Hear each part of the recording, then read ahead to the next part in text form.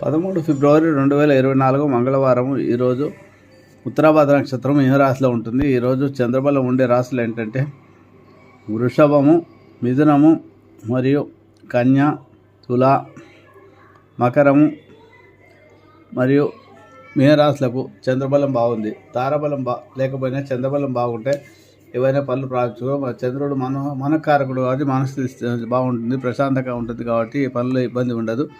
ఒకటి కందులు దానం చేసి, అలాగే సుబ్రహ్మణ్యం కుజగ్రహానికి సంబంధించిన ధరణి గర్భ సంబుద్ధం జిసా సమప్రహం కుమారం శక్తిస్తం తమ్మంగళం ప్రణామ్యం అనే స్తోత్రాన్ని కనుక మీరు పారాయణం చేసుకొని ఏమైనా పనులు ప్రారంభించుకుంటే ఆ పనిలో విఘ్నం లభిస్తుంది.